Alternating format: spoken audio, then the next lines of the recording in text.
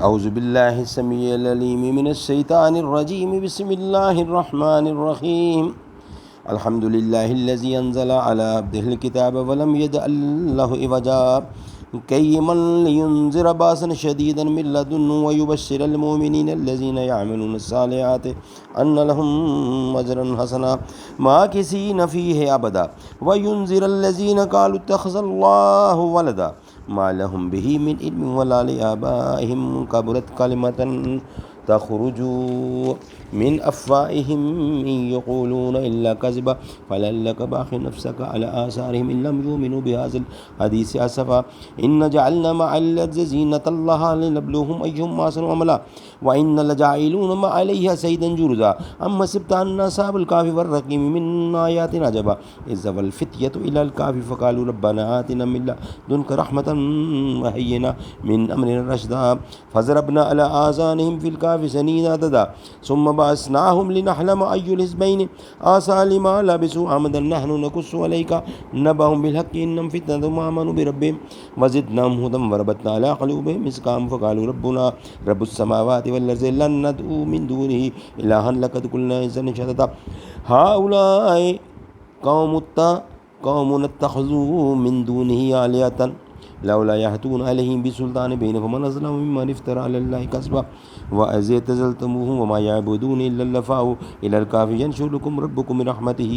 ويهيئ لكم من أمركم مرفقا وترى الشمس إذا طلعت تزاور عن كهفهم ذات اليمين وإذا غربت تقرضهم ذات الشمال وهم في فجوة من ذلك من آيات الله من يهد الله فهو المهتدي ومن يضلل فلن تجد له وليا مرشدا وتحسبهم أيقاظا وهم رقود ونقلبهم ذات اليمين وذات الشمال وقلبهم باسط ذرائب بالوسيد لو اطلعت عليهم لوليت منهم فرارا ولمليت منهم رهبا وكذلك بعثناهم يتساءلوا بينهم قال قائل منهم كم لبثتم قالوا لبثنا يوما أو بعض يوم قالوا ربكم أعلم بما لبثتم فبعثوا أحدكم بورقكم هذه إلى المدينة فلينظر أيها أزكى طعاما فليأتكم برزق وليتلطف ولا يشرن بكم أحدا إنهم من يزغ عليكم يرجمكم أو يهويتكم في ملتهم ولن تفلحوا إذا أبدا وكذلك أنصرنا عليهم ليعلم أن بعد الله ونصد الله رب فيها إذ يتنازعون بينهم أمرهم فقال ابنوا بنيانا ربهم أهلم بهم قال انقلبوا على أمرهم لاتخذن عليهم يقولون ثلاثة رابع ولما يكون خمسة سادسهم قلبهم رجم ويقولون بالغيب ويقولون سبعة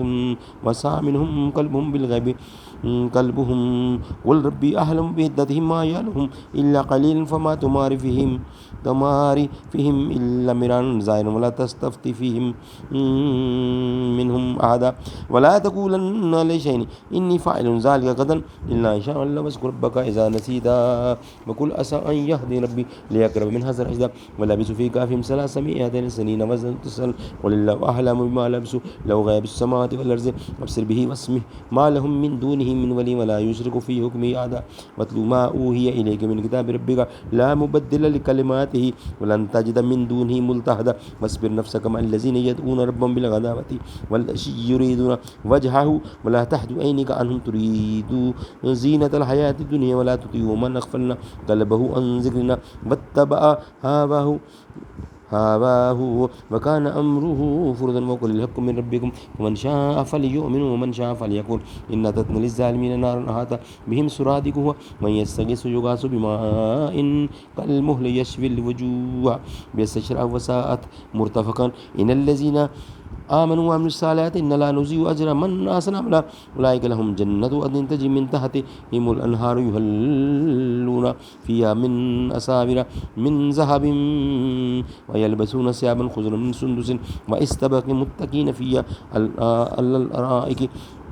نعم الثواب حسنت مرتفقا واضرب لهم مثلا رجلين جعلنا لأحدهما جنتين من أعناب وحففناهما بنخل وجعلنا بينهما زرا كلتا الجنتين آتت أكلها فلم تظلم منه شيئا وفجرنا خلالهما نهرا وكان له ثمر وقال لصاحبه وهو يحاوره أنا أكثر منك مالا وزنفرا ودخله جنته وهو ظالم لنفسه قال ما أظن أن تميد هذه أبدا وما أظن الساعة قائمة ولئن رددت إلى ربي لأجدن خيرا منها منقلبا وقال له صاحبه وهو يحاوره أكفرت بالذي خلق من تراب ثم من نطفة ثم سواك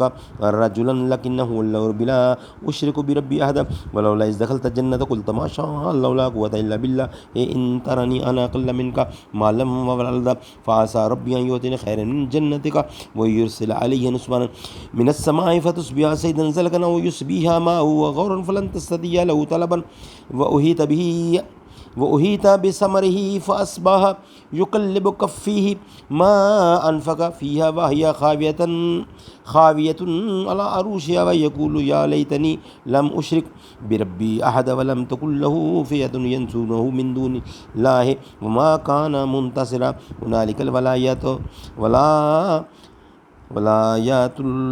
لله حق وخير ثوابا وخير عقبا واضرب لهم مثل الحياة الدنيا كماء إن أنزل من السماء فاختلط به نبات الأرض فأصبح هشيما تذروه الرياح وكان الله على كل شيء مقتدرا المال والبنون زينة الحياة الدنيا والباقيات الصالحات خير عند ربك ثوابا وخير أملا ويوم نسير الجبال وترى الأرض بارزة وأشرا فلم نغادر منهم أحدا وأريد على ربك صفا لقد جئتمونا كما خلقناكم أول مرة بل زعمتم لن نجعل لكم موعدا ووزع الكتاب فترى المجرمين مشفقين مما فيه ويقولون يا ويلتنا ما لهذا الكتاب لا يغادر صغيرة ولا كبيرة إلا آساها ووجدوا ما عملوا حاضرا ولا يظلم ربك أحدا وإذ قلنا للملائكة اسجدوا لآدم فسجدوا إلا إبليس كان من الجن ففسق عن أمر ربه أفتتخذونه وذريته أولياء من دوني وهم لكم عدو بئس للظالمين بدلا ما أشهدتم خلق السماوات والأرض ولا خلق أنفسهم وما كنت متخذ المضلين عضدا ويوم يقول نادوا شركائي الذين زعمتم فدعوهم فلم يستجيبوا لهم وجعلنا بينهم موبقا ورى المجرمون نارا فظنوا أنهم مواقعوها ولم يجدوا عنها مصرفا ولقد صرفنا في هذا القرآن للناس من كل مثل وكان الإنسان أكثر شيء جدلا وما منع الناس أن يؤمنوا إذ جاءهم الهدى ويستغفروا ربهم إلا أن تأتيهم سنة الأولين ويأتيهم العذاب قبلا وما نرسل المرسلين إلا مبشرين ومنذرين ويجادل الكفر بالباطل ليدحضوا به الحق واتخذوا آياتي وما أنذر هزوا من أظلم ممن ذكر بآيات ربه فأعرض عنها ونسي ما قدمت يداه إن جعلنا على قلوبهم أكنة أن يفقهوه وفي آذانهم وقرا وإن تدعوهم إلى الهدى فلن يهتدوا إذا أبدا وربك الغفور ذو رحمة الله يؤاخذهم بما كسبوا لجا لهم العذاب بل لهم موعد لن يجدوا من دونه موعدا وتلك القرى أهلكنا لما ظلموا وجعلنا لمهلكهم موعدا وإذ قال موسى لفتاه لا أبرح حتى أبلغ مجمع البحر أو أمضي حقبا فلما بلغ مجمع بينهما نسيا حوتهما فاتخذ السبيل في البر سربا فلما جاوز قال لفتاه آتنا غداءنا لقد لقينا من سفرنا هذا نصبا قال أرأيت إذا بينا إلى الصغرة فإني نسيت الهدى وما أنسانيه إلا الشيطان أن أذكره واتخذ من سبيل في البر عجبا قال ذلك ما كنا نبغي فارتد على آثارهما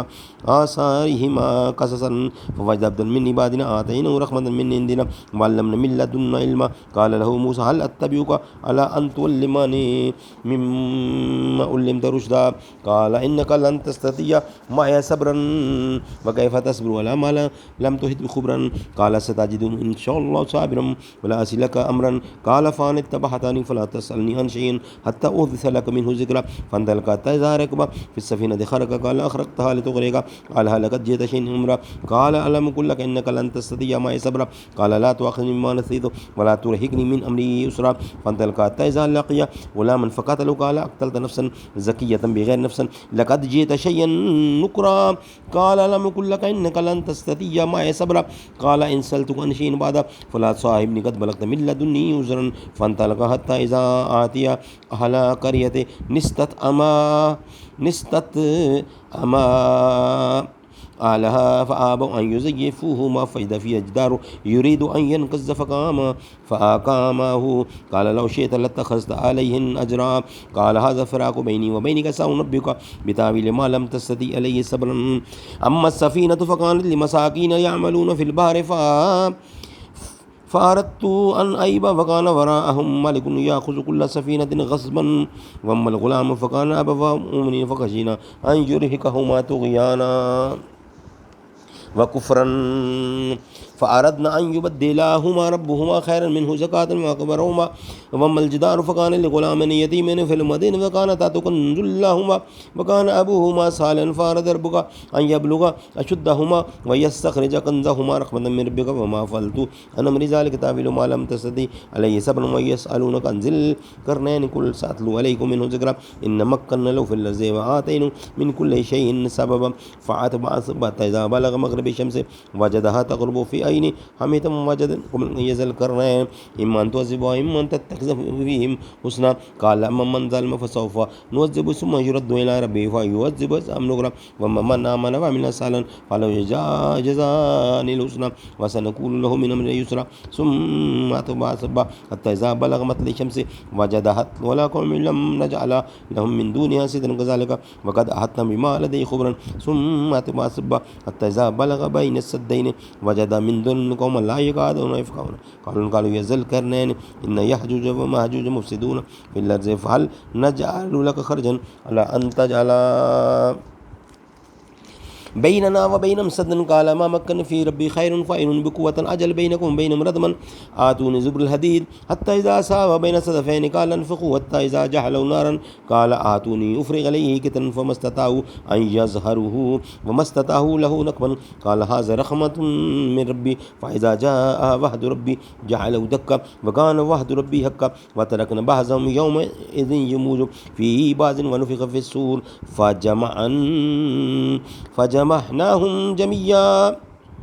فجمعناهم جمعا وأرزنا جهنم يومئذ للكافرين أرضا للذين كانت أعينهم في غطاء عن ذكري وكانوا لا يستطيعون سماع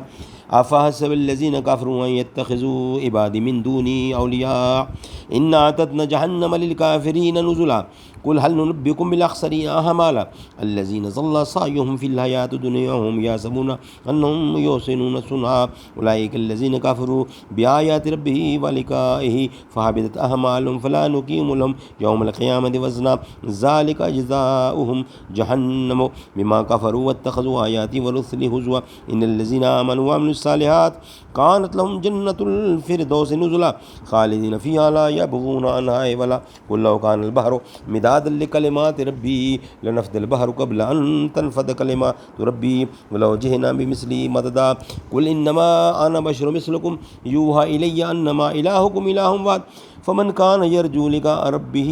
فليعمل عملا صالحا ولا يشرك بعبادة ربه أحدا